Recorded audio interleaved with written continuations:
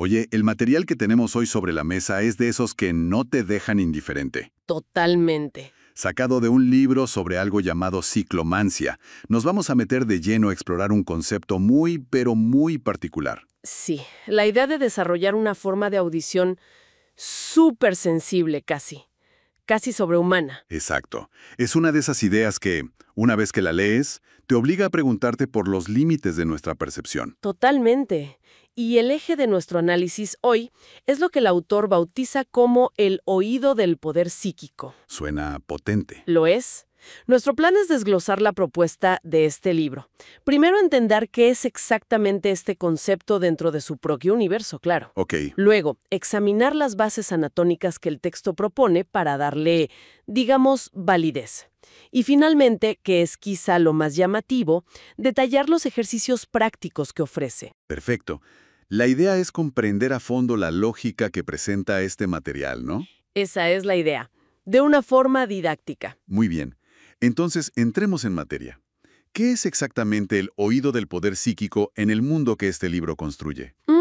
Bueno, Lo primero que resalta es que lo presenta como la pieza final, la décima parte de un sistema mayor que llama el consciente primario. cierto. Y la promesa es enorme, ¿eh? Afirma que esta habilidad puede llegar a ser hasta 10 veces más fina que la audición de una persona promedio. Es una afirmación increíblemente audaz, y el texto es claro en que no es un camino fácil, para nada. No, para nada. De hecho, identifica un obstáculo muy específico y casi poético, que es, y cito, el temor agobiante de la persecución y su desafío universal. Vaya. O sea, no habla de una limitación física. No, habla de una barrera psicológica profunda. Mana. Para nada. Llega a calificar el hecho de que alguien lo logre como un milagro. Y yo creo que usa ese lenguaje tan dramático por una mezcla de razones. ¿Cómo cuáles? Por un lado, gestiona las expectativas, ¿no? Te dice, ojo, esto es extraordinariamente difícil. Claro. Pero por otro, eleva el concepto a un plano casi espiritual.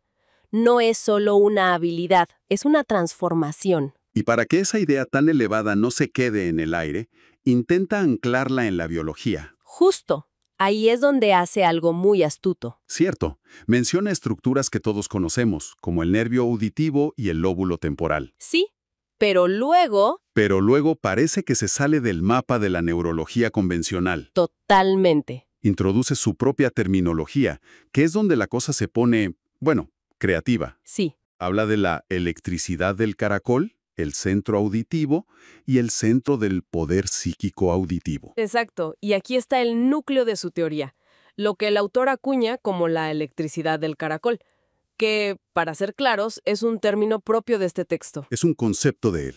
Es un concepto de él para describir una especie de energía nerviosa intensificada. Esa es la clave. Ok, La fórmula que propone es la siguiente.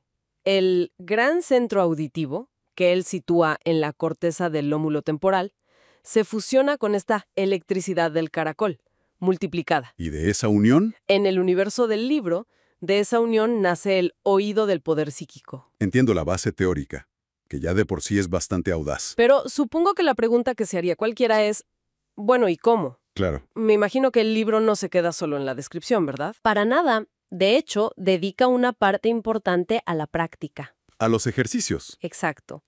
El argumento central es que hay una especie de resistencia natural en la frecuencia de nuestros nervios auditivos, como un filtro. Un filtro que nos impide percibir todo lo demás. Eso es. Y todos los ejercicios que propone tienen un único objetivo: vencer esa resistencia. ¿Y cómo sugiere que hagamos eso? Porque suena a algo que está completamente fuera de nuestro control consciente. Aquí es donde el lenguaje del libro se vuelve casi militar. ¿Así? Propone dos mecanismos. El primero es enviar lo que llama una gigantesca orden proyectil de poder psíquico muy potente. Espera, ¿una orden proyectil? ¿Sí? Y el segundo es multiplicar algo llamado el arco psíquico irradiante. Ok, explícame eso. La idea es que esta orden proyectil actúa como un amplificador que dispara la electricidad del caracol. Mientras que el arco psíquico inunda la sinapsis, los puntos de unión, como los llama, con acetilcolina para que la señal nerviosa viaje sin obstáculos. Un momento. El libro lo plantea como si la mente pudiera, literalmente, disparar un comando a las células. ¿Da alguna pista sobre el mecanismo? No explícitamente. ¿Es pura fuerza de voluntad? ¿O es algo más, como un estado meditativo? Esa es la gran pregunta que el texto deja sin respuesta clara. No detalla el cómo mental, solo el qué fisiológico que supuestamente ocurre. Pero la terminología es muy reveladora, Muy. porque la idea central del libro es que la conciencia no es una pasajera en el cuerpo, sino que puede convertirse en un comandante activo del sistema nervioso. Una visión de la mente como un general dando órdenes a su ejército de neuronas. Es una imagen potente, ¿verdad? Mucho. ¿Y cómo se traduce esto en ejercicios que una persona pueda hacer? Bueno, el primero es bastante directo. Sugiere que uno se sitúe a cierta distancia de un grupo de personas conversando e intente aislar sonidos individuales. Empezar por lo pequeño. Exacto. El método es empezar por captar una o dos palabras sueltas.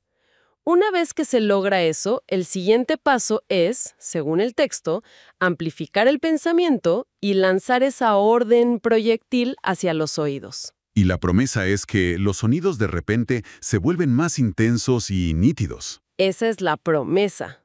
Y hay otro ejercicio que usa la tecnología de una forma curiosa, con una radio o una televisión. Sí, es el mismo principio aplicado de otra manera. La instrucción es poner el aparato a un volumen tan bajo que sea casi imperceptible. Apenas audible. Apenas. Primero, uno se esfuerza por escuchar en ese estado. Después se lanza la misma orden proyectil. Para intensificar la electricidad del caracol. Justo. Y el libro afirma que el resultado es que el sonido parecerá subir de volumen, aunque el dial del aparato no se haya movido en absoluto. Es un intento de crear un experimento controlable, digamos. Exactamente. Entiendo. Y hay más, ¿no? Menciona algunos que buscan llevar la sensibilidad al extremo. Correcto. Por ejemplo, el ejercicio 7 propone intentar oír sonidos increíblemente débiles que normalmente ignoramos. ¿Cómo cuáles? La respiración de alguien durmiendo en la habitación de al lado, el zumbido de un electrodoméstico, el canto de un pájaro a varias calles de distancia. Sonidos que están ahí, pero que el cerebro filtra. Exacto. Y luego está el ejercicio 8, que llama desenmascarar. El objetivo es entrenarse para oír un sonido que está siendo opacado por otro mucho más fuerte. Como escuchar un susurro en medio de una fiesta ruidosa. Ese es el ejemplo perfecto. Pero de todas las ideas, creo que la más extraña, la que realmente me hizo detenerme a pensar, es la posibilidad de entrenar los oídos para oír un sonido, pero con los músculos. Ah, ¿sí? Eso suena a ciencia ficción. ¿Cómo lo justifica el autor? Es sin duda el concepto más complejo. La lógica que nos presenta es la siguiente. Imagina una onda sonora tan débil que no llega a activar el mecanismo del nervio auditivo de la manera convencional. Ok, un sonido que técnicamente no oímos. Eso es. Sin embargo, el texto argumenta que esa vibración minúscula es captada por la piel. Por la piel. ¿Sí? La sensación viaja desde la piel a lo que llama el centro de registro de las sensaciones en el cerebro. ¿Y entonces? Y es entonces cuando el cerebro, al recibir esta señal sutil, ordena a ciertos músculos que reaccionen, que se tensen ligeramente. Entonces, para entenderlo mejor, ¿sería algo así como sentir el bajo de una canción en el pecho en un concierto? Pero a un nivel increíblemente sutil y con un sonido mucho más débil, como el aleteo de un insecto. Esa es una analogía excelente. Exactamente. La conclusión del autor es que uno no está oyendo el sonido a través del canal auditivo tradicional. Lo está sintiendo. Lo está sintiendo como una presión o una tensión muscular casi imperceptible. En su modelo, los músculos se conviertan en un sistema de alerta temprana.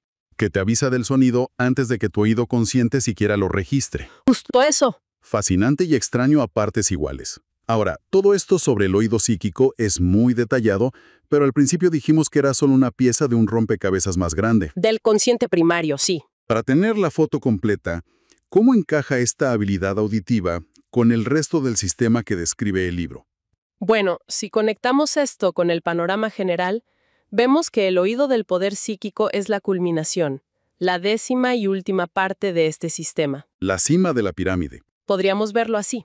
Pero el texto también describe otras 3 partes que consideran menos importantes, aunque fundamentales. Las presenta como estructuras más primitivas, vestigios de un cerebro más antiguo. ¿Y cuáles son? Son el rinocencéfalo, que es nuestro centro olfativo, la glándula pineal y la zona inserta. ¿Y qué dice sobre ellas? Me da curiosidad saber qué visión tiene de estas partes del cerebro. Sobre el rinocencéfalo, el centro del olfato, el libro destaca un hecho evolutivo interesante. A ver. En los vertebrados inferiores, como los peces, esta estructura compone casi todo el cerebro. Su mundo es fundamentalmente olfativo. Claro. En cambio, afirma que en el ser humano está débilmente desarrollado, porque hemos priorizado otros sentidos como la vista. Luego está la glándula pineal, que siempre ha estado rodeada de un halo de misterio. Totalmente. El texto la describe como un vestigio del ojo parietal. El tercer ojo. Ese tercer ojo sensible a la luz que todavía existe en algunos reptiles. Y es muy directo al afirmar que su función en los seres humanos es, textualmente, desconocida. Y ahí está la clave, ¿no? En esa palabra, desconocida. Exacto. Es un gran ejemplo de cómo estas ideas se cruzan con la historia de la ciencia. Lo que para este autor era un misterio total y por tanto un lienzo en blanco para teorías esotéricas. Hoy lo entendemos mucho mejor. Claro. Sabemos que la pineal regula los ciclos de sueño a través de la melatonina, pero en la época en que probablemente se escribió esto, ese vacío de conocimiento era un terreno fértil. Para la especulación mística. Totalmente. Y finalmente, la zona inserta. El nombre ya de por sí es bastante elocuente. Elocuente y preciso. Sobre esta área, el libro es increíblemente breve. ¿Qué dice? Se limita a decir que sus conexiones nerviosas son mediocremente conocidas. Es casi como si el autor estuviera admitiendo, aquí hay un territorio inexplorado incluso para mí. Un reconocimiento de los límites del conocimiento de su tiempo. Sí, un momento de honestidad intelectual, diría yo. Entonces, si juntamos todas las piezas, el oído supersensible, el olfato primitivo, la pineal misteriosa, ¿cuál es la gran conclusión a la que nos quiere llevar el autor? La filosofía detrás de todo esto. Sí, ¿cuál es? Pues la conclusión es una teoría evolutiva muy particular. El modelo que presenta es que, a medida que los animales evolucionaron, de peces a humanos, la corteza cerebral, el asiento de la razón, fue creciendo y tomando el control. Ok. Según esta fuente, este desarrollo no fue gratuito. Tuvo el efecto de aletargar o poner a dormir a estos centros primarios más antiguos y, según él, más intuitivos. Así que el objetivo final de todos estos ejercicios y teorías es ¿despertar a esos gigantes dormidos en nuestro cerebro? Precisamente, el propósito de la práctica descrita en el libro es, primero, devolverles la independencia a estos niveles nerviosos más bajos. Que han sido dominados por la lógica. Exacto. Y el segundo paso, una vez que están despiertos, es aprender a controlarlos de forma consciente a través del centro del poder psíquico. En esencia, se trata de reclamar y dominar un conjunto de facultades que, según esta visión, la evolución ha dejado en un segundo plano. Esa es la idea central. Vaya recorrido. Hemos desentrañado este concepto tan peculiar del oído del poder psíquico desde sus bases que mezclan anatomía con ideas propias como la electricidad del caracol. ¿Sí? Hemos analizado los ejercicios de la orden proyectil que proponen un control mental casi absoluto. Ujú. Y finalmente lo hemos situado en su contexto, como la cúspide de un consciente primario que busca reactivar partes olvidadas de nuestro cerebro. Ha sido un análisis realmente detallado. Y para cerrar, hay una última frase en el material que analizamos que abre una puerta completamente nueva. ¿Así? El autor concluye diciendo que toda esta preparación deja a la persona lista para la siguiente etapa, la ciclomancia fisioastral. Que suena a otro mundo. A otro tema completo, pero sin entrar en lo que eso pueda significar, nos deja con una reflexión final.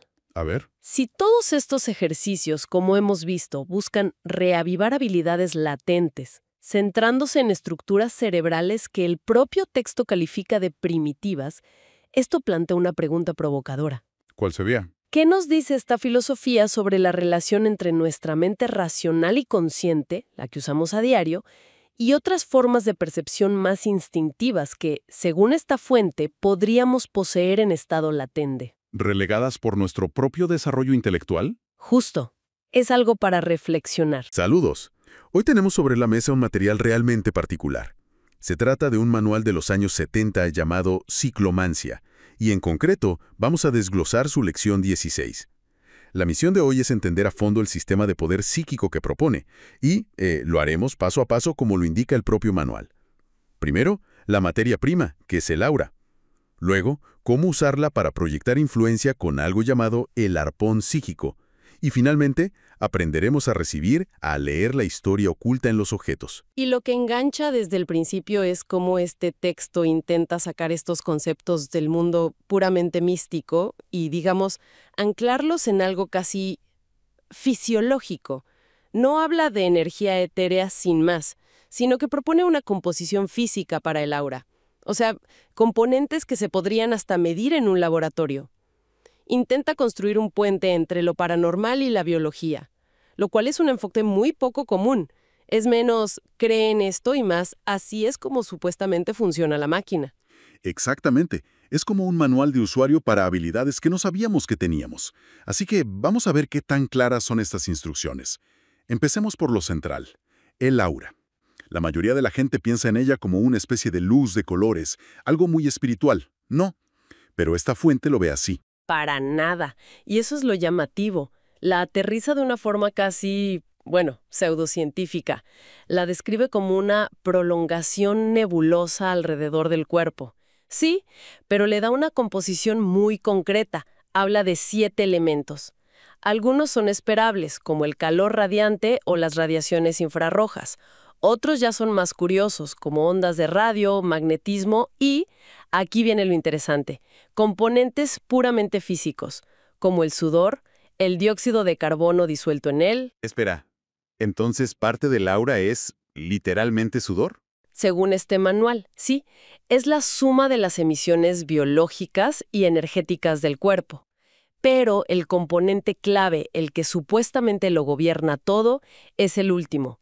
La acidez o alcalinidad del cuerpo, o sea, el pH. Y aquí es donde el manual da un giro inesperado, ¿verdad?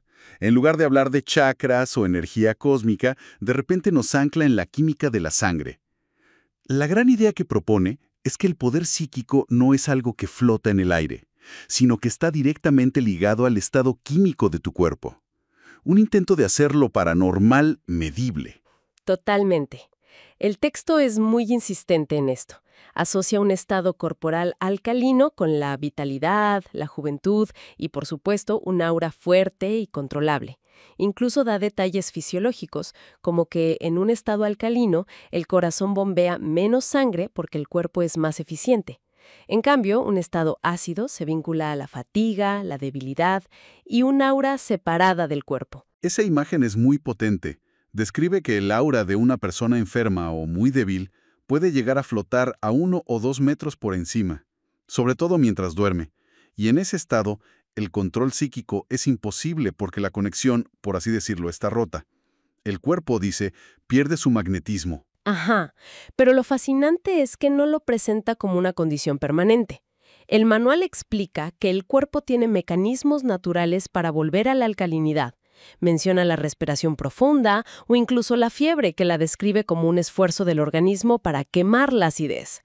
La idea de fondo es que si uno entiende este mecanismo, puede influir activamente en su estado para potenciar estas supuestas habilidades. Es, digamos, afinar el instrumento antes de tocarlo. De acuerdo. Entonces ya tenemos el instrumento afinado. El aura está controlada, el cuerpo en estado alcalino. ¿Y ahora qué? ¿Qué se puede hacer con ella? Y aquí es donde aparece una herramienta con un nombre bastante dramático. El arpón psíquico. Un nombre muy de novela de aventuras, desde luego. Se describe como la capacidad de proyectar potentes rayos infrarrojos desde lo que llama las antenas cerebrales. Me encanta ese término, antenas cerebrales. No aclaran si es una metáfora para la concentración o si se refiere a una parte literal del cerebro. Pero la idea es que es el punto de origen de esta proyección de energía. Y para ilustrarlo, cuenta una anécdota un poco extraña. Sí, la de un joven que usa el arpón para intentar contactar a una chica en la calle. Pero como su intención, según el manual, es incorrecta o egoísta, el efecto se distorsiona. La chica no lo percibe como él es, sino que ve la imagen de un viejo que no hablaba. y la proyección del joven simplemente se desvanece. El texto lo llama un claro abuso de la técnica. Lo que nos dice que la intención es un componente activo, no solo un pensamiento de fondo. Modifica el resultado. Pero bueno, más allá de anécdotas, el manual se pone muy práctico y detalla 4 ejercicios específicos para dominar este arpón. El primero es el más inofensivo, casi un juego. Es para sorprender y divertir a tu pareja. La instrucción es visualizar un arco psíquico irradiante en el cuerpo y proyectar un cono de energía hacia la otra persona. La idea es que sienta un toque sutil como una caricia. Pero advierte que es inútil intentarlo con un extraño, se necesita un vínculo previo. O sea, un truco de salón psíquico.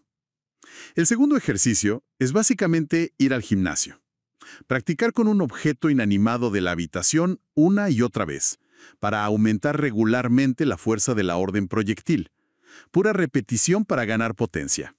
Y el tercer ejercicio ya sube de nivel, es más defensivo. Se titula Disuadir a una persona que le amenaza peligrosamente. La técnica consiste en proyectar ese cono de energía para envolver el aura del agresor. Y la intención es hacerle sentir una amenaza superior hasta que, y cito, abandone sus fuerzas. La descripción visual es muy gráfica. Los párpados bajarán como los de un gato al acecho. Es casi una técnica de intimidación no verbal, pero a nivel psíquico. Y luego llegamos al cuarto ejercicio, que es, francamente, sacado de una telenovela. Obligar a alguien a reparar en usted con un vivo interés o ganar su corazón. Es decir, estamos hablando de un hechizo de amor, básicamente, pero con terminología de rayos infrarrojos. Exacto.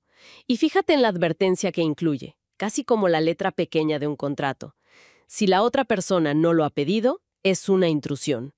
Hay un reconocimiento de que están en un terreno ético bastante pantanoso. El manual se enfoca en el cómo, pero deja claro que el cuándo y el por qué tienen sus consecuencias. Sí, eso es clave. Hasta ahora todo ha sido sobre proyectar energía hacia afuera, de influir en otros o en objetos. Pero el manual plantea que esto es solo la mitad de la ecuación, ¿no? ¿Qué pasa si en lugar de proyectar, uno aprende a recibir?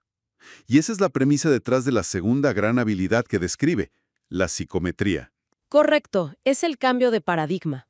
La psicometría se define como la facultad de leer la historia de un objeto a través de medios psíquicos. La teoría de base es que cada objeto, a lo largo de su existencia, graba su biografía en algo que el texto llama la acción molecular. Es la idea de que los objetos tienen memoria. Y el objetivo del practicante es aprender a sintonizar con esa memoria. Es un proceso de recepción, no de emisión. Hay que adaptar el aura propia para que resuene con la del objeto, en lugar de imponerle energía como con el arpón psíquico. Y de nuevo, el manual es muy didáctico. El primer ejercicio es muy claro. Pide tomar un objeto con historia. Por ejemplo, un regalo que se acaba de recibir. Hay que sentarse en un lugar tranquilo, a oscuras, y vaciar la mente por completo. Y aquí viene la parte curiosa. La orden psíquica es hacer que el arpón psíquico regrese hacia uno mismo, hacia la mano que sostiene el objeto, para sensibilizarla. Ah, es como si usaras la misma herramienta de proyección, pero invirtiendo la polaridad, para que actúe como una antena receptora. La descripción de la experiencia sensorial que sigue es increíblemente detallada. Dice que primero se siente una ligera picazón en los dedos. Luego, esa picazón se convierte en una sensación vibrante que sube por el brazo hasta la columna vertebral. El texto lo atribuye a un aumento de la electricidad nerviosa y recalca la importancia de mantener la mente en blanco y el cuerpo inmóvil. Cualquier pensamiento propio, cualquier tensión muscular, interfiere con la señal que emite el objeto. Y si se logra mantener ese estado, el manual describe la siguiente fase. Una serie de destellos bruscos y repentinos en la mente, como flashes de una cámara. Poco a poco, esos destellos dan paso a una vaga imagen que aparece en el vacío negro del consciente, y se va solidificando hasta formar una escena clara y real, que correspondería a un momento del pasado del objeto. Es un proceso gradual de sintonización. Hay más ejercicios para refinar la técnica, claro. Por ejemplo, insiste en la postura corporal. No cruzar piernas ni brazos para no bloquear los flujos de energía. O un ejercicio muy peculiar para encontrar un lugar, como una mina, usando un trozo de mineral de ese lugar. La mano que sostiene la muestra, dice el texto, temblará violentamente al acercarse al punto de origen del mineral. Entonces la psicometría, según la presenta esta fuente, no es solo adivinar o tener una intuición. Se plantea como una conexión directa y literal con la memoria de un objeto. Una forma de acceder a un registro histórico que está impreso en la materia misma. Habla de descubrir misterios sorprendentes e intrigas, o leer cartas antiguas sin abrirlas. Exacto. Es la culminación del sistema. Primero aprendes a controlar tu propia energía, luego a proyectarla y, finalmente, a usar esa sensibilidad para leer la energía almacenada en el mundo que te rodea. Cierra el círculo. Bien, entonces, recapitulando nuestro análisis de esta lección 16 de ciclomancia, hemos visto un sistema que empieza por lo físico, por el pH del cuerpo, como la clave para desbloquear el control del aura. A partir de ahí se nos presenta una herramienta de proyección, el arpón psíquico, para influir en el entorno, ya sea para defenderse, comunicarse o, bueno, intentar ganar el corazón de alguien. Y luego, el sistema invierte su dirección. Nos enseña a usar esa misma sensibilidad para recibir información. A través de la psicometría, leyendo la acción molecular o la memoria grabada en los objetos. Lo que une todos estos conceptos es la idea de que existe una capa de información y energía a nuestro alrededor a la que normalmente no accedemos. Y estas técnicas serían el método para sintonizar con esa capa oculta de la realidad. Y para dejar una idea final para la reflexión, el texto termina con una nota que me pareció fascinante. Menciona casi de pasada que los fisiólogos declaran que, en la visión ordinaria, no se perciben en la retina los colores que rodean las imágenes porque hemos llegado a ignorarlos. Y luego afirma que los colores de las auras de los objetos, sin duda alguna, son fotografiados por nuestra retina, aunque no seamos conscientes. Y eso nos deja con una pregunta provocadora, que va más allá de este manual. Si la información visual, y quién sabe qué otra información sensorial, ya está llegando a nuestros órganos, pero nuestro cerebro ha aprendido activamente a filtrarla, a ignorarla por hábito o por considerarla ruido. ¿Qué otras capas de la realidad podríamos estar ignorando? No por una limitación física, sino por un hábito perceptivo que hemos desarrollado sin darnos cuenta. Hola y bienvenidos. Hoy nos vamos a sumergir en un material que es, a ver cómo lo digo, desconcertante y fascinante a partes iguales. Totalmente. Tenemos aquí la lección 17 de un manual llamado Ciclomancia. Y el título ya es toda una declaración. Cómo desarrollar y utilizar los sentidos astrales para el control del poder psíquico. Casi nada. Exacto. Nuestra misión hoy va a ser desglosar esto, pero de una forma clara, didáctica. Entender su lógica interna, sus ejercicios, sin importar lo fantástico que suene. Entrar en su mundo, por así decirlo. Justo. Y para que nos hagamos una idea del terreno que pisamos, la primera frase que nos lanza es esta. Los sentidos astrales son sentidos superpsíquicos.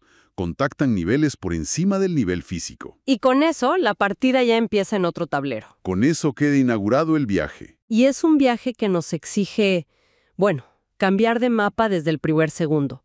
La premisa fundamental es que nuestra realidad, la que vemos y tocamos, es solo la mitad de la historia. La punta del iceberg. Tal cual. Para cada sentido físico que tenemos, existe su contrapartida exacta en lo que el texto llama el plano astral.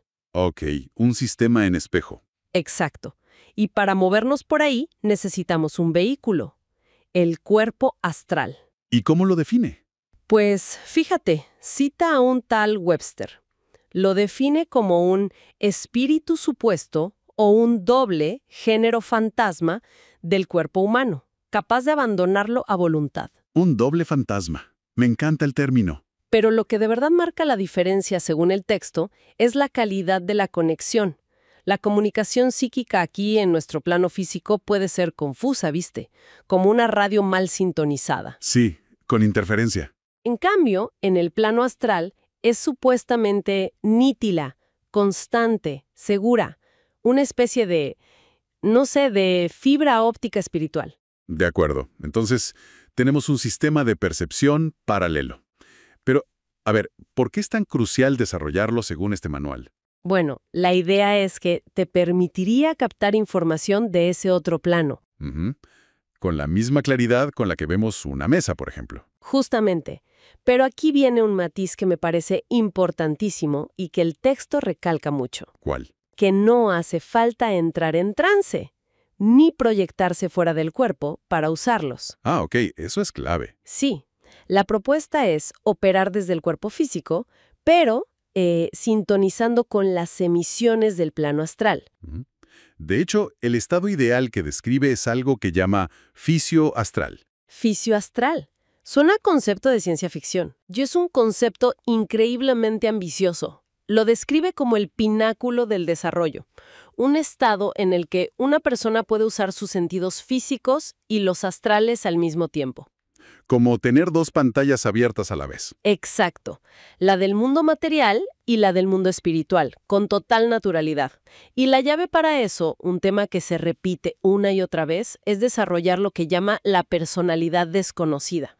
O sea, una parte de nosotros que está latente, dormida. Y que es la que tiene el verdadero poder, según ellos. Y para despertar esa personalidad, no empieza con algo grandilocuente, sino con algo muy primario, casi animal. Totalmente. El primer paso práctico es desarrollar el sentido de la presencia de las cosas vivas, ¿cierto? Exacto. Y eso es lo fascinante. ¿Cómo ancla un concepto tan etéreo en un instinto de supervivencia puro y duro? ¿Un sentido protector? Creo que lo llama. Sí, del consciente primario, y para que no suene abstracto, pone ejemplos muy gráficos.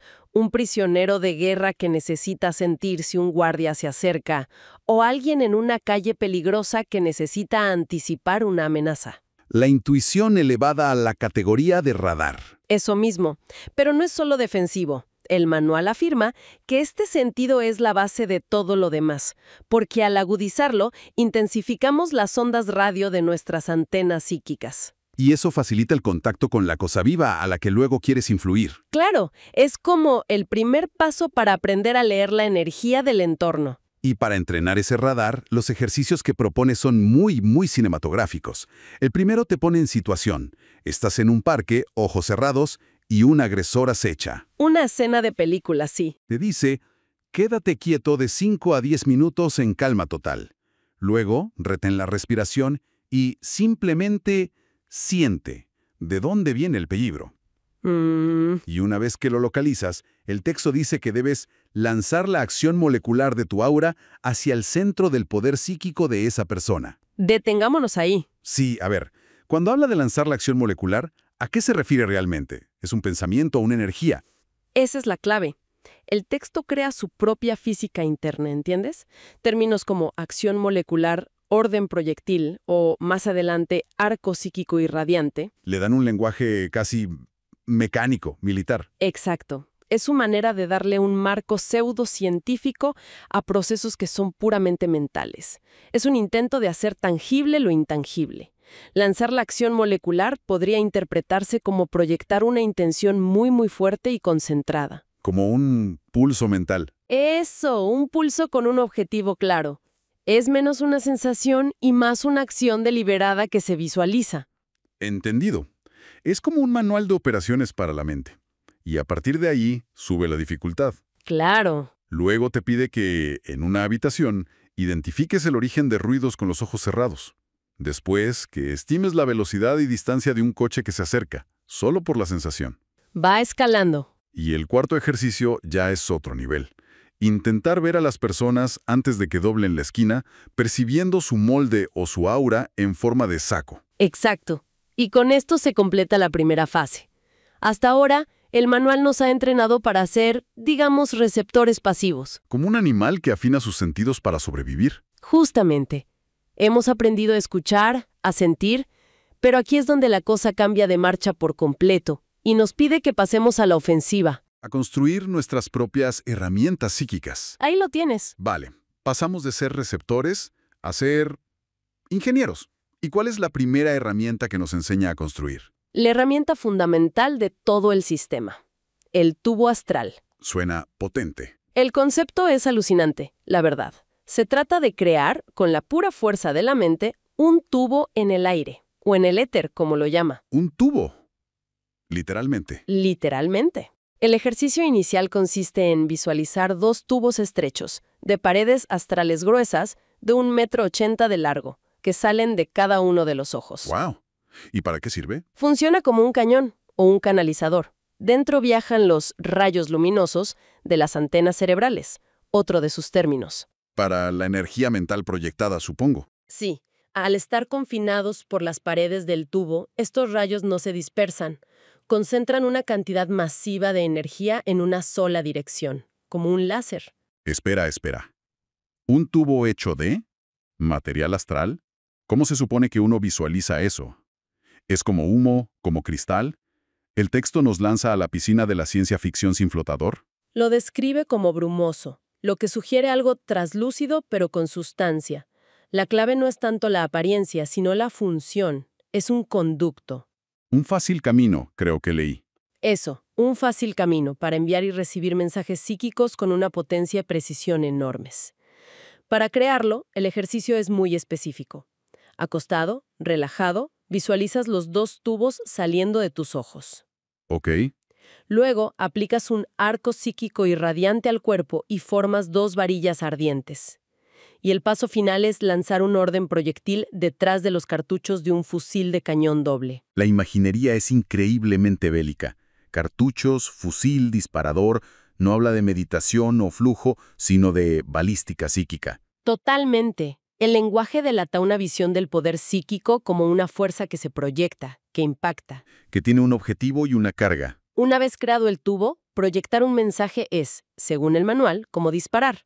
Las ondas viajan, irrumpen en las antenas cerebrales del receptor, se convierten en electricidad nerviosa en su retina y entregan el mensaje. ¿Y recibir? El proceso inverso. Aspiras el orden proyectil del otro a través de tu propio tubo. Es un sistema de comunicación de dos vías, pero, sí, con la lógica de un arma. Y para que no quede duda de la potencia de esta arma, el texto usa una metáfora muy potente. Potente y perturbadora. La llama la serpiente del tubo astral. Uf. Afirma que esta proyección actúa instintivamente como una serpiente que paraliza e incluso mata a su presa. Y esta metáfora es clave, ¿eh?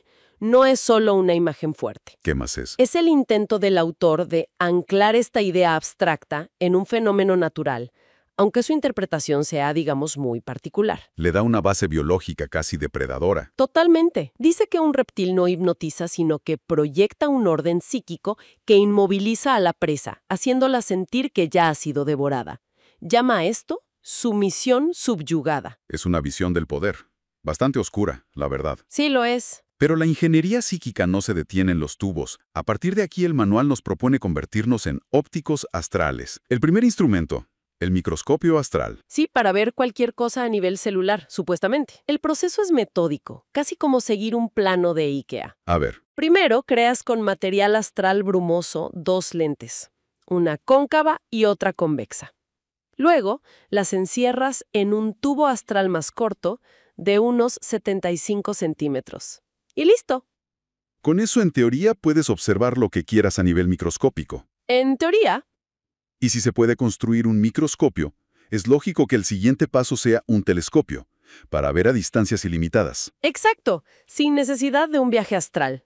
Y el ejemplo que da el manual para demostrar su utilidad es bastante peculiar. Dice textualmente que sirve para ver a su mujer o a su marido a más de 3.500 kilómetros de distancia. Y es interesantísimo que use un ejemplo tan doméstico y cargado de desconfianza, ¿no crees? Totalmente. En lugar de explorar los confines del universo, el primer caso de uso que se le ocurre es la vigilancia interpersonal. Dice mucho sobre las ansiedades que el autor proyecta en estas técnicas. El poder psíquico al servicio de los celos. Prácticamente. También advierte, curiosamente, que este instrumento es vulnerable a interferencias, como los pensamientos de otras personas. Pero la escalada tecnológica no termina ahí.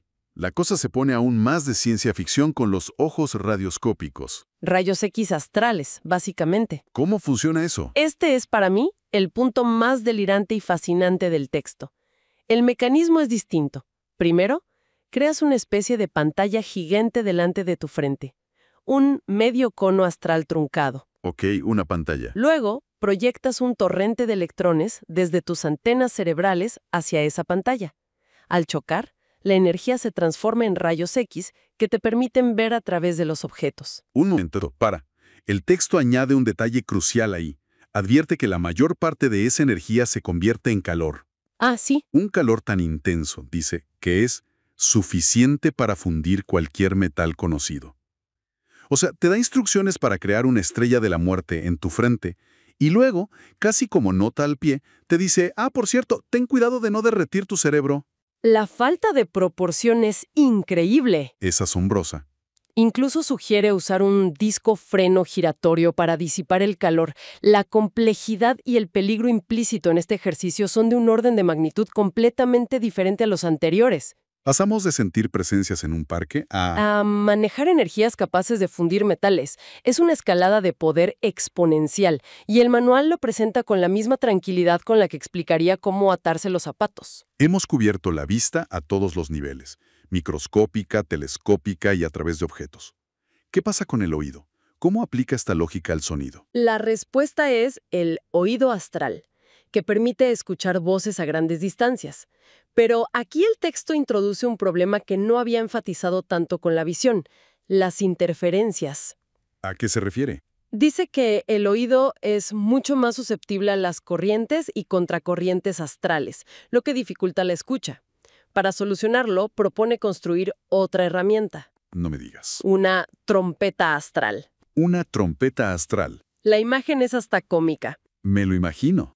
Tienes que crear en el exterior de uno de tus oídos una trompeta de 1,20 m de largo. ¿Y por qué una sola? Argumenta que, como con los dos ojos formamos una sola imagen, pero con los oídos percibimos sonidos distintos, una sola trompeta es suficiente. Una vez construida, envías tu orden proyectil a la persona y te pones a la espera de la respuesta. Ok. Es de una complejidad casi biológica. Las ondas de radio de la respuesta son aspiradas por un tubo astral. Al acercarse, el tubo se rompe y las ondas repican dentro de la trompeta. ¿Y ese repiqueteo? Estimula las células ciliadas del caracol en el oído interno. Y aquí viene el acelerador final. La electricidad del caracol se intensifica al máximo con algo llamado el arco violento, que catapulta el mensaje hasta el gran centro auditivo en el consciente. Intenta trazar todo el recorrido de la señal, desde el plano astral hasta el cerebro. Le va una apariencia de proceso fisiológico, exacto. Entonces, si damos un paso atrás, ¿qué significa todo esto? Lo que nos presenta esta fuente es un sistema completo, una especie de ingeniería psíquica para construir una réplica astral de nuestros sentidos, pero con superpoderes. Es un buen resumen. Hicimos un viaje que empezó con lo más instintivo, el sentido de la presencia viva, y termina con la construcción de aparatos de una complejidad y un poder descomunales. Tubos de proyección, microscopios, telescopios, rayos X que funden metal. Y oídos a distancia, todo a base de visualización y control mental. Exactamente, es un universo de percepción paralelo, con sus propias reglas, sus herramientas y su propia física. Pero hay un hilo conductor que lo une todo. Un requisito que aparece una y otra vez. La personalidad desconocida. La personalidad desconocida. La idea de que, para manejar estas herramientas, es imprescindible desarrollar esa parte de uno mismo. Sin esa transformación interna, toda la técnica es inútil. Lo cual nos deja con una reflexión final que va más allá de construir tubos y trompetas astrales. Así es. Más allá de lo fantásticas que puedan parecer las técnicas, el material sugiere que la clave subyacente no está en la habilidad, sino en una transformación fundamental de la propia identidad. Y esto nos lleva a una pregunta provocadora para la reflexión. Si despojamos al texto de su lenguaje esotérico, nos está hablando de activar un potencial latente. Entonces, ¿qué podría significar? ¿Qué podría significar, en términos prácticos y psicológicos, el acto de desarrollar conscientemente una parte de nuestra personalidad que actualmente nos es desconocida? ¿Y cuáles serían las implicaciones, tanto las que buscamos como las inesperadas, de un proceso así? Bienvenidos, hoy vamos a hacer una inmersión profunda en un texto con una premisa, la verdad, bastante audaz, casi de ciencia ficción. Totalmente. Habla de que cada suceso de la Tierra, ya sea pasado o futuro, está como inscrito para siempre en el éter. En forma de rayos luminosos, así los describe. Un archivo cósmico. Exacto. Y nuestro objetivo hoy es desglosar este concepto que se conoce como los anales akáshicos, para entender no solo la teoría, sino también, bueno, los ejercicios prácticos que el texto propone. Y fíjate que es un enfoque fascinante, Sí, porque intenta crear un sistema, casi te diría científico, para explicar fenómenos que normalmente consideramos místicos, ¿no? Como las apariciones, la intuición. claro. Nuestra misión es entender la mecánica que propone esta fuente, el cómo y el porqué de este universo de información. Muy bien. Pues empecemos por el concepto central. El texto habla de los anales akáshicos Ajá. y describe este universo donde los rayos luminosos de eventos del pasado se alejan de la Tierra, mientras que los del futuro, pues, se van aproximando. Suena muy poético, pero me pregunto por la física de todo esto. Es que la lógica que presenta es que para poder leer estos anales, una persona tiene que sintonizar su espíritu con las longitudes de onda de esos rayos. Como si el alma fuera una especie de radio cósmica. Justo. Pero aquí el propio texto se encuentra con un problema, uno que de hecho aborda directamente. A ver, déjame adivinar. Si un evento del pasado, no sé, la caída de Roma, se aleja de nosotros a la velocidad de la luz, Exacto. ¿cómo podría un psíquico alcanzarlo para verlo? Será imposible, nunca lo alcanzarías. Esa es precisamente la paradoja que plantea. Y la solución que ofrece es, bueno, es la que define todo su sistema. ¿Y cuál es? Dice que esta lectura no ocurre en el plano físico. Sostiene que solo en el plano astral, una parte del ser que llama el cuerpo vivo Ah, claro. puede viajar a una velocidad superior a la de la luz. Es la única forma, según esta lógica, de, digamos, adelantar esos registros luminosos y poder leerlos. Me entiendo. Es una especie de salto al hiperespacio, pero del alma. Se podría ver así, sí. Pero aquí es donde la cosa se complica, porque la fuente no se detiene en la luz. ¿No? Añade otro elemento a la ecuación, el sonido. Y esa es una distinción crucial. Lo que la fuente llama los anales de la Tierra, que son los registros más cercanos y accesibles, no son solo visuales. Entonces, Los describe como formas combinadas. formas combinadas. Una amalgama de luz y sonido que emana de todas las fuerzas, físicas, químicas, incluso mentales. Y en lugar de escapar al espacio, estas formas se acumulan en capas alrededor del planeta. O sea, como una especie de atmósfera psíquica. Justo, una atmósfera densa de información. Entonces, si lo entiendo bien, hay como dos tipos de archivos. ¿Se podría decir que sí? Los anales akáshicos puros, que son esos rayos de luz lejanos, de difícil acceso, Ajá. y luego estos anales de la Tierra, que son como una niebla de luz y sonido que nos rodea. Exacto. Y por eso serían más fáciles de contactar, ¿no? Precisamente. Como no viajan a la velocidad de la luz, estas formas combinadas se quedan cerca, son más estables. Esto permite que un espíritu sincronizado, como lo llama el texto, pueda entrar en contacto con ellas sin esa persecución a velocidades supralumínicas. Es un archivo local, por así decirlo. Un archivo local. Me gusta esa analogía. De acuerdo. ¿Y si este archivo local está aquí mismo, flotando a nuestro alrededor? Eso debe tener consecuencias visibles, ¿no? Debería. Me pregunto si esto se conecta con fenómenos más terrenales, como las apariciones o los fantasmas. Das justo en el clavo. El texto usa esta idea para proponer una teoría muy particular sobre los fantasmas. La llama precipitación. ¿Precipitación? Sí, sostiene que las escenas del pasado, contenidas en estas formas combinadas, pueden reproducirse de forma espontánea en un lugar. Ah, Y esto, según la fuente, es lo que explica las casas encantadas y las apariciones recurrentes del mismo espíritu haciendo lo mismo en el mismo sitio durante décadas. lo que es realmente radical de esta teoría es que, despoja a los fenómenos paranormales de su conciencia. Totalmente. No son almas, son datos. Reduce la metafísica a un problema de recuperación de información. Es una perspectiva casi tecnológica. Absolutamente. Y eso cambia todo el paradigma del miedo. Claro. Porque según esta lógica, un fantasma no es una entidad consciente que te observa, sino un eco, una grabación astral que se reproduce una y otra vez. Como tropezar con una vieja película proyectada en el aire. Exacto. El texto es muy claro. La entidad no está allí. Por eso una aparición puede repetir las mismas acciones sin interactuar con el presente. Es una grabación, no un actor. Es una huella energética. Pero eso plantea otra pregunta. ¿Por qué en lugares específicos? O sea, ¿por qué una casa está encantada y la de al lado no? qué ancla esa grabación a un solo lugar? El sistema introduce un concepto para eso, la adhesión psicométrica astral. Suena complejo. Pero la idea es simple. Dice que las emociones y acciones intensas de las personas dejan una huella aural en un espacio. Una huella. Y esa huella funciona como un imán, un magnetismo astral que atrapa y sujeta esas formas combinadas a una ubicación física. Fascinante. Y lo que es más increíble es que dice que el ancla no es el edificio. No, es el espacio. Por eso, según el texto, aunque la casa sea demolida, las apariciones podrían continuar en el mismo lote baldío. La huella permanece. Esta idea de los ecos anclados a un lugar es fascinante. Pero me deja pensando. Si el texto lo describe con tanta precisión, sugiere también que podemos sintonizar voluntariamente con estos ecos. Sí, claro. O incluso con los registros más lejanos, sin tener que esperar a estar en una casa encantada. Ese es el siguiente paso lógico de su sistema, el desarrollo personal.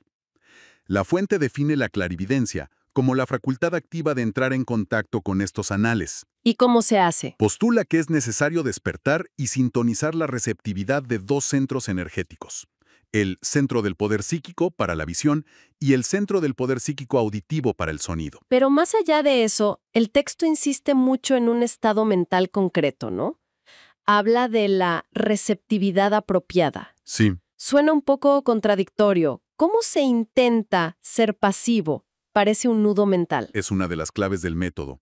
No se trata de una búsqueda activa de forzar una visión con la voluntad. Sinos. Al contrario, es un estado introspectivo pasivo. La idea es calmar la mente consciente, lo que llama el consciente primario, para que deje de analizar. Ah, el ruido mental. Ese ruido es lo que, según la fuente, nos impide percibir la información que fluye desde el subconsciente. Es más un acto de escuchar que de gritar. Y para ayudar a alcanzar ese silencio mental, recurre a una herramienta clásica, la bola de cristal. Correcto, aunque la presenta de una forma muy particular. La despoja de su magia, ¿no? Exacto. No la describe como un objeto que contiene las visiones, sino como un punto de enfoque. Ya. Su única función, según este sistema, es hipnotizar parcialmente al consciente. Al fijar la vista en una superficie monótona, la mente analítica como que se aburre, se calma. Y ese es el momento en que el subconsciente puede proyectar imágenes. Justo, sin la interferencia del pensamiento racional. Entonces la bola de cristal no muestra nada, sino que ayuda a que uno mismo pueda ver. Es más una herramienta de meditación. Es un catalizador para la propia mente. Exactamente. Y el texto es muy claro en que el objeto en sí es irrelevante. ¿Menciona otras opciones? Muchísimas. Un espejo cubierto de terciopelo negro, un metal pulido, una gota de sangre, una mancha de tinta, incluso el reflejo en un charco de agua. Cualquier cosa que adormezca la mente consciente sirve. Bien, entiendo el concepto de apagar la mente analítica para poder escuchar. Pero bueno, una cosa es la teoría y otra la práctica. Desde luego.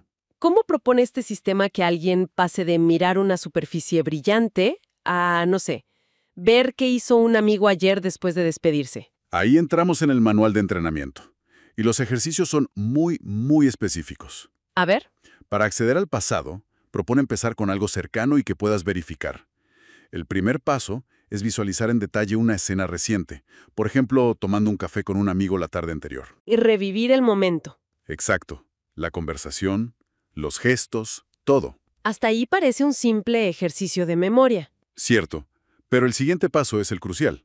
Una vez que la escena está vívida en la mente, el practicante debe intentar separarse de su propio recuerdo y, en estado receptivo, percibir qué hizo su amigo después de que se despidieron. No se trata de adivinar. No, es esperar a que llegue una imagen o una sensación. Es interesante el mecanismo.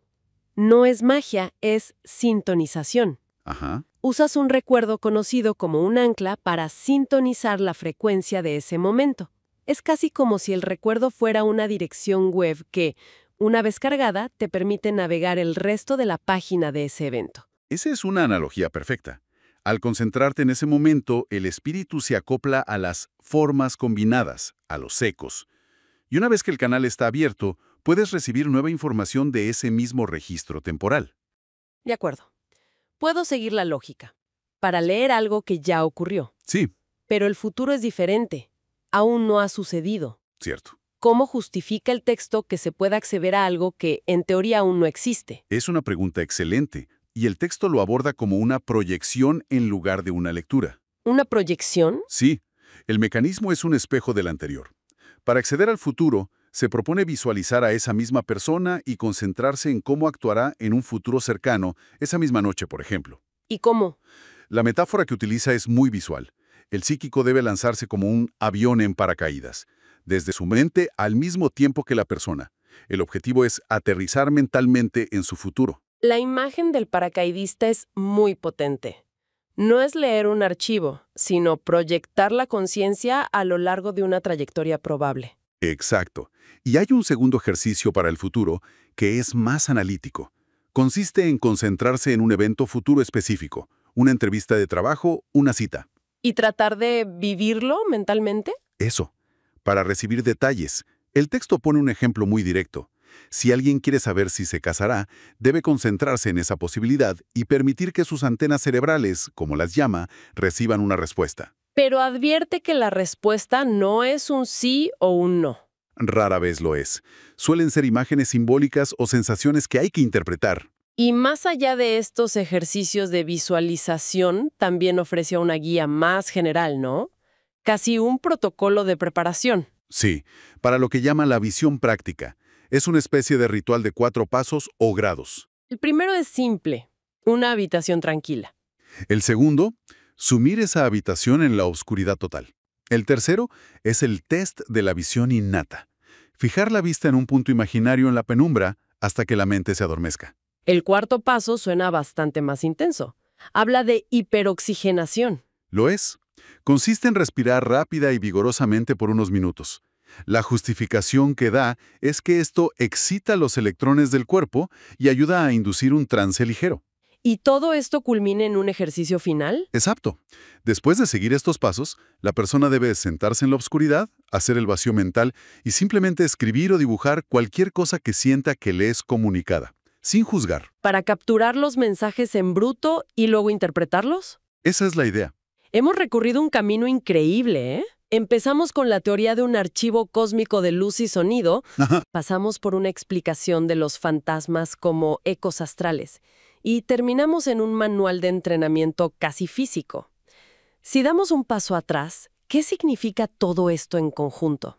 Pues si conectamos todos los puntos, la idea central que esta fuente nos presenta es que el tiempo, pasado y futuro, no es algo efímero que se desvanece. Sino que es un campo de información. Un campo de información tangible y persistente a nivel astral. Y lo más provocador es que este campo es potencialmente accesible. Y no como un don místico. No, lo presenta como una habilidad que se puede desarrollar con entrenamiento riguroso, subordinando la mente consciente a una facultad de percepción más profunda, más intuitiva. De hecho, el texto presenta la visión del futuro como una herramienta casi utilitaria, ¿no? Para evitar peligros, aprovechar oportunidades. La describe como una habilidad suprema. Así es. Y esto plantea una pregunta interesante que va más allá del material que analizamos. Si de verdad fuera posible conocer fragmentos del propio futuro, si esta habilidad fuera real, ¿sería una fuente de poder y tranquilidad, como sugiere el texto, o se convertiría en una carga que le resta espontaneidad y valor a la experiencia de vivir? Una carga que elimina la sorpresa. Exacto, el descubrimiento del camino. Es una idea para reflexionar. Hoy nos vamos a meter de lleno con un texto que es, una verdadera joya del esoterismo práctico. Es la lección 19 de un manual llamado Ciclomancia. Y la idea es justamente esa, ¿no? Desglosar de una forma detallada, didáctica, los conceptos y los ejercicios que proponen para, supuestamente, controlar y proyectar nuestra energía psíquica. Claro. Y esto nos deja con preguntas que parecen de ciencia ficción. O sea, ¿de verdad se puede crear una atmósfera de influencia a nuestro alrededor? Y el gran tema, ¿qué es el cuerpo astral y cómo se supone que podríamos viajar con él? Es que lo más llamativo de esta fuente yo creo es que no es un tratado filosófico vago. Para nada. Es un sistema muy, muy estructurado. Casi un manual de ingeniería para la mente. Un manual de ingeniería. Me gusta eso. Y ahí está lo interesante. En cómo mezcla un lenguaje que es totalmente esotérico con una metodología que busca resultados muy concretos, ya sea en los negocios, en las relaciones o en el autoconocimiento. Es un enfoque súper pragmático para algo que suena tan etéreo. Totalmente. Y para empezar ya nos lanza un concepto con un nombre increíble. La atmósfera de dominio psíquico. Ajá. Según el texto, se trata de transmitir el pensamiento y usar el aura para influir en el entorno. Y para eso nos da una herramienta con un nombre que parece sacado de no sé, una banda de jazz cósmica. El cono astral ensanchado. Suena increíble, pero ¿qué se supone que es eso exactamente? El nombre es muy visual, desde luego.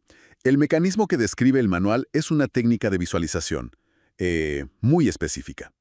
La idea es proyectar un cono de energía desde lo que llama las antenas cerebrales, que podemos imaginar en nuestra cabeza. Ok. El propósito de este cono es ser el vehículo de nuestro mensaje. Un deseo, una idea, un proyecto, y dispersarlo en el espacio buscando, y cito, espíritus receptivos en la región. O sea, no es solo pensar algo con mucha fuerza. No. Es activamente emitirlo, como si fuera una señal de radio. Y me llama la atención que el texto no se queda en la metáfora, ¿eh? Le pone un alcance numérico. Habla de una esfera de 16 a 20 kilómetros de radio. Es una ambición tremenda. Es que esa es la tónica del manual, la especificidad. El primer ejercicio que propone es para atraer a personas con nuestro mismo punto de vista, y es muy metódico. A ver, ¿y cómo funciona? Bueno, te sientas en una habitación, visualizas tu proyecto con toda la claridad posible, luego creas este cono astral ensanchado. Imaginas que se extiende desde tu cabeza hacia afuera, como la campana de un trombón. Ajá. Y finalmente, envías tu mensaje a través de él y dejas que el cono se disperse en todas direcciones. La promesa que hace es muy sutil y por eso mismo interesante. No dice que te van a llover las llamadas al día siguiente, ¿o sí? Para nada. De hecho, dice algo que suena psicológicamente más plausible. Cito textualmente. Muchos, por una parte, recibirán su mensaje bajo la forma de un sueño, de una intuición o de una vaga llamada. Una vaga llamada. Es la idea de plantar una semilla en la mente colectiva, digamos. Exacto. Fascinante. Y para que esto no sea solo un deseo al aire, el texto insiste en 3 condiciones que son cruciales. Son los 3 pilares del sistema. Primero, el deseo. Querer con una intensidad casi visceral que el proyecto se haga realidad. Ok, el deseo. Segundo, la visualización. O sea, ver el proyecto con un nivel de detalle cinematográfico, sintiéndote ya parte de esa realidad. Ajá. Y tercero, la proyección. El uso activo del cono astral para difundir esa atmósfera. O sea, no basta con desearlo, hay que vivirlo mentalmente y luego emitirlo. Suena muy parecido a muchas técnicas de motivación empresarial o de atletas de élite, solo que aquí le añaden esa capa psíquica, ¿no? El cono. Exactamente. La Funta usa una imagen muy potente para describir el efecto. Dice que se trata de hacer que las personas sientan una necesidad casi incontrolable de sentarse frente a uno para escuchar. Vaya. Como si generaras un campo de gravedad personal. Ok, hasta aquí hablamos de atraer personas. Pero luego el texto sube la apuesta. Afirma que esta misma atmósfera puede usarse para atraer información, datos, respuestas. Ese momento mágico en que justo te encuentras con el libro o la persona que tiene la solución que buscabas. Y lo fascinante aquí es la explicación que ofrece, porque se niega a llamarlo coincidencia. Claro. Según el manual, la atmósfera de dominio psíquico activa el subconsciente para que él se ponga a buscar esa información de forma autónoma. Tu mente consciente no sabe cómo hacerlo, pero el centro del poder psíquico, como lo llama, sí. ¿Entiendo? Dice que estos sucesos son provocados por las radiaciones receptivas establecidas entre usted y los demás. Es como si lanzaras una pregunta a la red y el universo te devolviera los resultados de la búsqueda. Es una muy buena analogía. Y viéndolo desde una perspectiva más moderna, se asemeja mucho a lo que la psicología llama el sistema de activación reticular. Claro. Cuando te enfocas intensamente en algo, tu cerebro empieza a filtrar la realidad y a notar cosas relacionadas con tu foco que antes ignoraba. Ajá.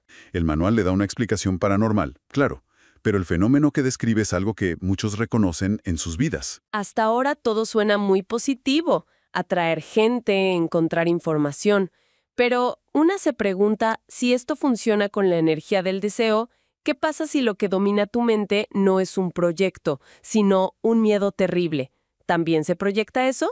Esa es una excelente pregunta, y el manual se lo toma muy en serio. Advierte que es un arma de doble filo. Me lo imaginaba. El mecanismo es idéntico, pero con una intención invertida. Un miedo intenso y constante crea imágenes mentales vivas, y éstas se proyectan con la misma fuerza que un deseo. Entonces el texto sugiere que al temer algo intensamente, una podría de hecho atrayéndolo. Precisamente.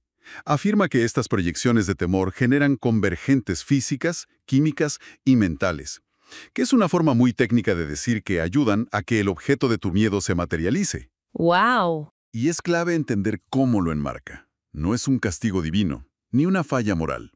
Lo describe como una ley natural de la psique, casi como la gravedad. No hay juicio, simplemente una advertencia. Tu mente es un proyector, así que ten cuidado con la película que pones en él. Es una advertencia muy potente. Pero claro, como buen manual, no te deja con el problema. Ofrece una solución, una defensa.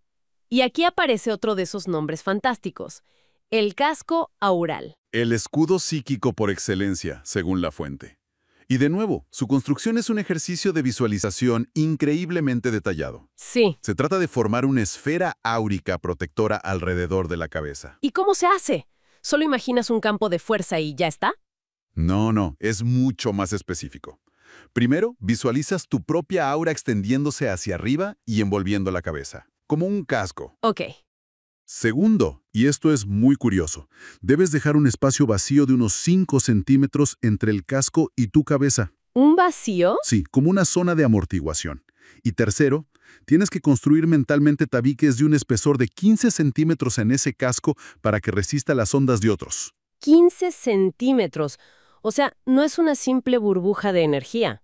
El texto lo describe casi como un casco de construcción a nivel psíquico. Es muy material. Muy material. Y añade un detalle sobre su duración, ¿verdad? Sí, y es un detalle práctico muy importante. Afirma que este casco dura aproximadamente 24 horas. Ah, solo un día. Después, su energía se disipa y necesita ser renovado. No es una defensa de configúrala y olvídate. Requiere un mantenimiento diario y consciente. O sea que es una práctica diaria de defensa. Y me imagino que una vez que dominas la defensa, el manual te invita a pasar al ataque, por así decirlo. Es ahí donde entra el famoso viaje astral. Es el siguiente gran paso, ¿sí? Presentado como una de las primeras realizaciones importantes del desarrollo psíquico. El texto menciona los ejemplos clásicos, como personas moribundas que aparecen a kilómetros de distancia de su cuerpo físico, como prueba de que la separación es posible. Pero lo que me dejó perpleja es que intenta darle una composición lógica, como dice el texto. No lo trata como algo místico o etéreo, sino que le atribuye componentes casi de laboratorio. Esa es una de las partes más extrañas y fascinantes de la fuente. Enumera 12 componentes del cuerpo astral. Y es una mezcla de conceptos alucinante. Menciona elementos químicos como hidrógeno, nitrógeno y oxígeno. Habla de metales, sin especificar cuáles. Un momento, ¿dice que el cuerpo astral tiene hidrógeno y ondas de radio? Ondas de radio, ¿sí? Radiaciones electromagnéticas. Eso es increíblemente extraño. Intenta mezclar la física del siglo XX con el misticismo. ¿Y cómo lo justifica? No lo justifica, simplemente lo enuncia como un hecho, lo cual lo hace aún más peculiar. Y junto a esos elementos físicos añade lo más importante, le atribuye un espíritu y una voluntad propios. Ajá. O sea, no es un dron que manejas a distancia, es una entidad consciente que se separa de ti. Una composición verdaderamente ecléctica. Para dominar esta habilidad, el manual propone 3 pasos o cualidades. El primero suena engañosamente simple. Ordenar al cuerpo astral que viaje. Suena simple, pero requiere una concentración y una voluntad de hierro. La instrucción es acostarse, relajarse por completo y darle una orden mental directa, firme e inequívoca al cuerpo astral para que se separe y vaya a un lugar determinado. Es un puro acto de mando. Pero una cosa es ordenarlo y otra que te haga caso, ¿no? ¿Cómo se logra la separación física? Para esto introduce otra herramienta de visualización muy gráfica. Sí, la ventosa astral gigante. Una ventosa astral gigante. La imagen es casi cómica. ¿Hay que imaginar una aspiradora gigante del alma? Básicamente, Es una metáfora muy industrial para un proceso supuestamente espiritual, pero el objetivo es claro: crear una imagen de una fuerza de succión que la mente pueda entender y dirigir. Claro. La idea es visualizar una ventosa enorme, de 2 metros de diámetro, flotando sobre ti, y activarla mentalmente para que aspire y arrastre suavemente al cuerpo astral fuera del cuerpo físico. Y una vez que has logrado salir, viene el tercer paso: aparecer en otro lugar. Aquí habla de la visualización invasora. Exacto. Proyectas tu cuerpo astral ya liberado a un lugar concreto, como una fiesta o una reunión, y observas lo que sucede de forma invisible. Te conviertes en una espectadora silenciosa. Sí, pero es aquí donde el manual introduce una de sus advertencias más serias. ¿Qué es lo que dice? Me parece crucial. Advierte que si la persona a la que observas desconfía o no está prevenida, y cito, podría suceder que no estuviese precavido del intento de conseguir datos por medio del cuerpo astral viajero. Ah, La implicación es enorme. Sugiere que no es un acto pasivo y sin consecuencias.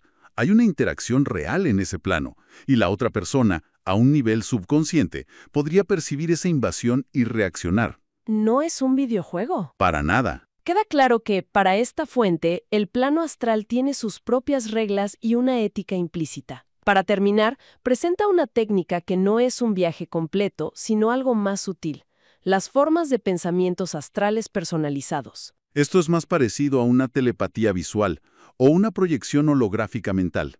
No viaja todo tu cuerpo astral, sino que proyectas una imagen de ti mismo para comunicarte o influir en una persona específica. ¿Y cómo funcionaría ese mecanismo? Se basa en la concentración intensa en la otra persona hasta que, según el texto, se establece un delgado hilo astral que conecta sus pensamientos. Un hilo astral. Una vez creado el vínculo, creas una imagen mental muy viva de ti mismo y le envías por ese hilo.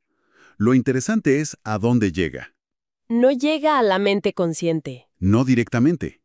La imagen aparece primero en el subconsciente de la otra persona. Su centro del poder psíquico la recibe y luego la transmite a la conciencia, pero a menudo se manifiesta como una idea que la persona cree propia o una intuición repentina. Es una influencia mucho más sutil. Fascinante. Hemos hecho un recorrido muy completo. Empezamos creando una atmósfera de influencia con el cono astral. Aprendimos a defendernos con el casco aural y terminamos con las técnicas avanzadas de viaje astral y proyección. El hilo conductor de todo parece ser una disciplina mental férrea, la capacidad de visualizar con detalle y una intención muy, muy dirigida. La síntesis final de todo el sistema es esa. Se basa en el principio de que la conciencia no está encerrada en el cráneo. Según esa fuente, el pensamiento puede proyectarse, ocupar un espacio y tener efectos tangibles en el mundo, y en otros a través de ese medio que llama astral. Es un modelo de la realidad donde la mente es un agente activo, no un simple espectador. Y todo esto nos deja con una última reflexión. El texto, en su intento por darle una composición lógica al cuerpo astral, menciona elementos muy del mundo físico: hidrógeno, nitrógeno, radiaciones electromagnéticas. Lo cual nos lleva a una pregunta provocadora. Si quisiéramos, por puro ejercicio especulativo, tender un puente entre estas ideas y la ciencia contemporánea, ¿qué tipo de energía, qué campo cuántico o qué fenómeno físico, quizás aún desconocido, podría siquiera empezar a explicar la existencia de una segunda estructura corporal que es consciente, que está compuesta de materia y que es capaz de actuar de forma independiente del cuerpo biológico? Es una pregunta que nos lleva directamente a la frontera entre lo que sabemos, lo que creemos y lo que apenas empezamos a imaginar. Imagínate esto: ver una serpiente donde solo hay un palo, y que la persona a tu lado no solo la imagine, sino que de verdad la vea. Que la vea de verdad. Sí, que su retina reciba esa imagen, proyectada, no sé, directamente desde otra mente. Es una idea potente.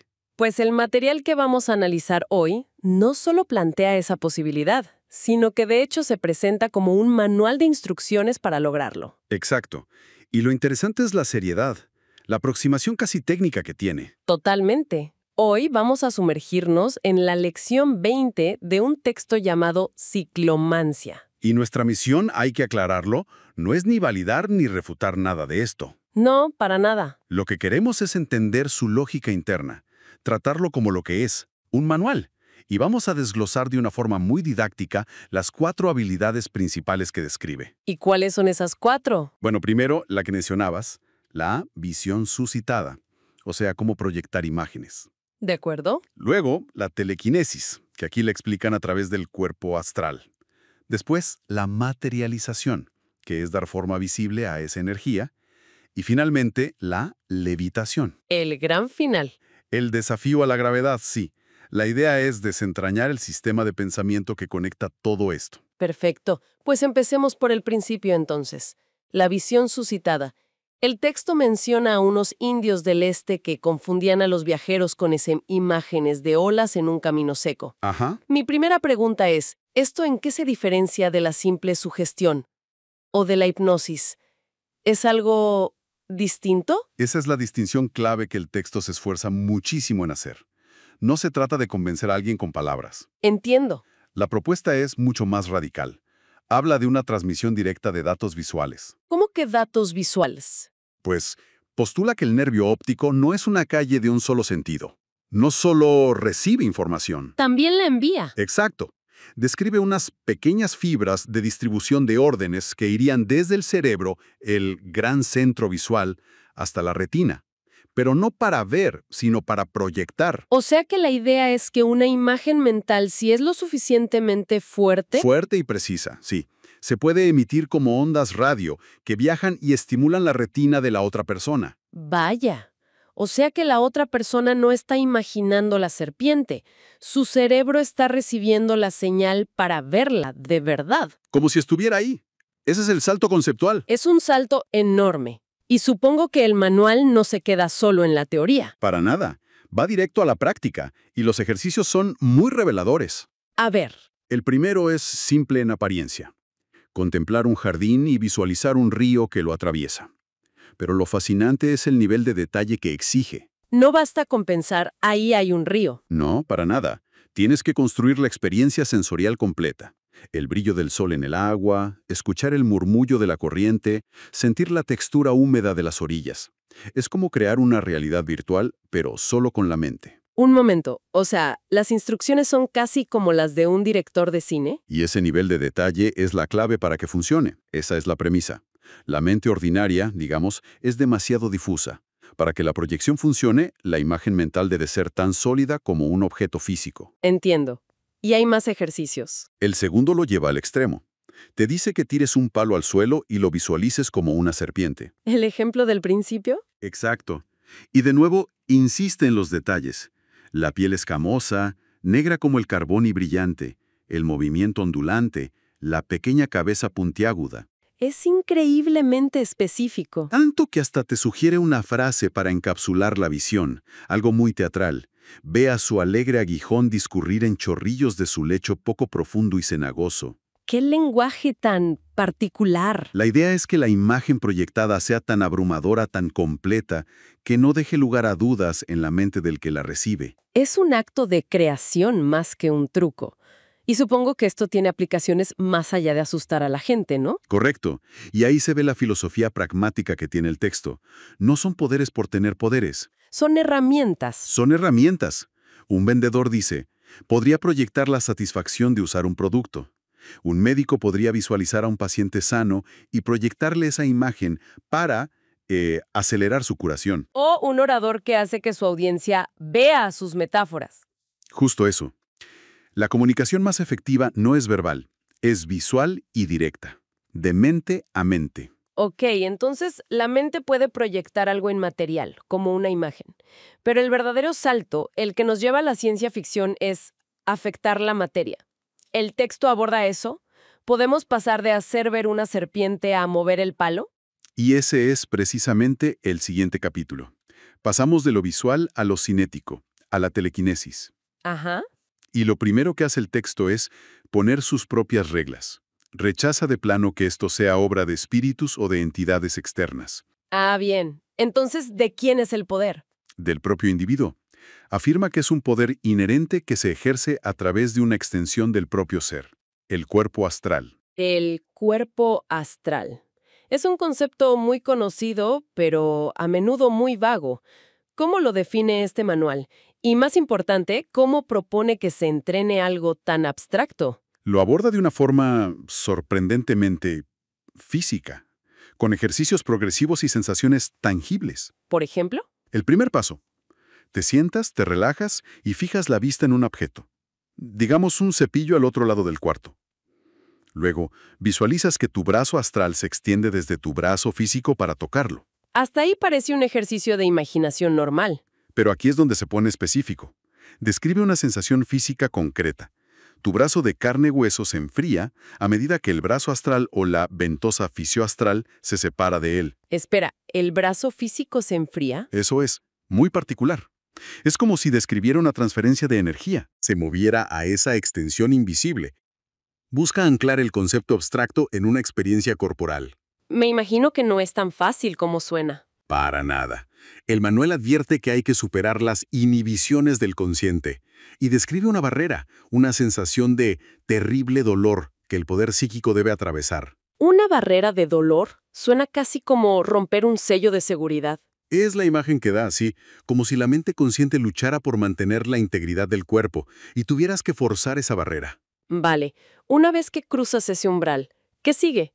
¿Cómo pasas de sentir que extiendes el brazo a mover algo con él? La funcionalidad se entrena paso a paso. Una vez que el brazo astral toca el cepillo, el siguiente ejercicio es sentir su peso. ¿Sentir el peso a distancia? Sí. Y después usar los dedos del brazo astral para levantarlo. Y la descripción que da de estos dedos es memorable. A ver, Dice que pueden volverse tan horriblemente delgados y semejantes a las patas de una araña, pero a la vez increíblemente fuertes. patas de una araña. ¡Qué imagen tan inquietante! Es deliberado. No dice fuertes como el acero. Claro, dice patas de una araña. Sugiere algo ajeno, no humano. Yo creo que sí. Sugiere una transformación. El poder que se desarrolla no es una simple extensión del humano, opera con otras reglas. El objetivo final es que el brazo astral se vuelva más fuerte que el físico. Más fuerte. Sí, porque estaría bajo el control absoluto de su centro del poder psíquico, sin filtros, sin dudas, pura voluntad actuando a distancia. Pero hasta ahora, ese brazo astral es invisible. Mover algo con una fuerza que no se ve es una cosa, pero el texto llega a proponer que ese brazo se pueda volver visible. Ese es el siguiente paso lógico en la progresión, y quizá el más ambicioso. Entramos en el terreno de la materialización. Ah, la materialización. El texto la llama una facultad superior fisioastral, la capacidad de dar forma visible y temporal a lo que denomina ectoplasma. El famoso ectoplasma. ¿Y cómo se supone que funciona? Si ya lograste extender el brazo, ¿qué ingrediente nuevo necesitas para hacerlo visible? Es una intensificación del mismo proceso de visualización, pero esta vez aplicado sobre la propia energía astral. O sea, mientras el cuerpo astral está separado del físico, tienes que visualizar la forma que quieres crear con una convicción absoluta. El poder psíquico entonces condensa esa sustancia en una forma visible. Ya hay ejercicios para eso. Claro. La lógica es clara. Primero, materializa tu propio brazo astral. Míralo con tus ojos físicos. El texto te instruye a ver los nudillos, las uñas, las venas. Hasta que sea indistinguible del real. Exacto. De acuerdo. Eso ya es bastante alucinante. Y después de dominar la propia anatomía astral, ¿qué viene? Formas más complejas. El ejemplo que da es materializar un perro grande marrón y blanco en mitad de la habitación. Vaya. Y de nuevo, la visualización tiene que ser total. El color del pelaje, la forma de las orejas, su respiración, todo. Y aquí introduce un concepto clave para que esto funcione. ¿Cuál? La cooperación triconsciente. Suena importante. ¿Qué es eso exactamente? Es la alineación perfecta de 3 niveles de la mente. El consciente, que es la voluntad activa, el subconsciente, con las creencias profundas, y lo que llama el consciente primario. ¿Y qué sería ese consciente primario? Parece ser una especie de núcleo vital, el yo superior. Según la fuente, si hay cualquier conflicto entre estas 3 partes, si el consciente lo intenta pero el subconsciente duda, Fracasa. fracasa, o la materialización es imperfecta. Exige una coherencia psicológica total. Es una visión de la mente como una trinidad que debe operar en armonía. Fascinante. Hemos pasado de proyectar imágenes a mover objetos y a crear formas visibles. Parece que ya no se puede ir más lejos. Hay un peldaño más. ¿Ah, sí? Sí. Y es el que se aplica no a objetos externos, sino al propio cuerpo. La culminación de este control es la levitación. Por supuesto, la levitación. El desafío definitivo a las leyes de la física. Me imagino que el texto tiene su propia explicación. Tiene su propia teoría, sí. Una especie de física alternativa a la que llama magnetismo invertido. Magnetismo invertido. ¿Cómo funciona eso? Es ingeniosa en su simpleza. La premisa es que la gravedad es un fenómeno magnético. La Tierra tiene una polaridad que simplificamos como norte, N. De acuerdo. Y nuestros cuerpos, normalmente, tienen la polaridad opuesta en los pies, sur, S. Polos opuestos se atraen, y por eso estamos pegados al suelo. Es una reinterpretación completa de la gravedad. Audaz. Entonces, ¿cómo se levita dentro de ese sistema? Invirtiendo tu propia polaridad. El acto de levitar ocurre cuando una persona, con su voluntad, logra que sus pies, que eran sur, se conviertan en norte. Y como dos polos iguales se repelen, Los pies N son repelidos por la Tierra N, y la cabeza, que adquiriría la polaridad opuesta S, sería atraída hacia arriba. El resultado: el cuerpo se eleva. suena a una lección de ciencias de un universo paralelo. Es coherente dentro de su propia lógica. Pero ¿cómo se logra esa inversión? ¿Hay un ejercicio para esto? Por supuesto. Y es, posiblemente, el más extraño de todos. Me lo imagino. Pide que te acuestes de espaldas en la cama. Ujú. Y el objetivo es cultivar una sensación muy específica. Imaginar que a tu espalda, Le gusta echarse sobre la cama. ¿perdón? ¿Que le gusta? No es solo relajarse, es una afinidad activa. El propósito es adquirir una polaridad magnética semejante a la de la cama. Si la espalda y la cama tienen la misma polaridad, Se repelen. la lógica es contraintuitiva. Pero entiendo el principio. Exacto. Es un ejercicio puramente mental para un efecto físico. El texto dice que al alcanzar una sobrecarga magnética y entrar en un trance de sueño, el cuerpo ya libre del consciente no podrá evitar ser repelido por la cama. Es un sistema increíblemente completo. Cada habilidad se construye sobre la anterior desde lo más sutil a lo más denso.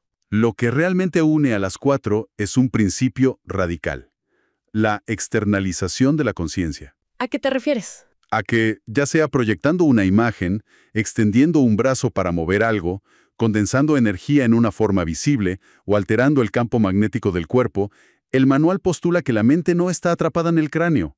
La presenta como una fuerza que puede operar en el mundo físico. Exacto. Esa es la verdadera lección del texto. Pero el manual no termina con la levitación, ¿verdad? Hay algo más, un objetivo final. Así es. Y ahí se revela el propósito de todo. Las últimas páginas hablan de crear un molde psíquico. ¿Un molde psíquico?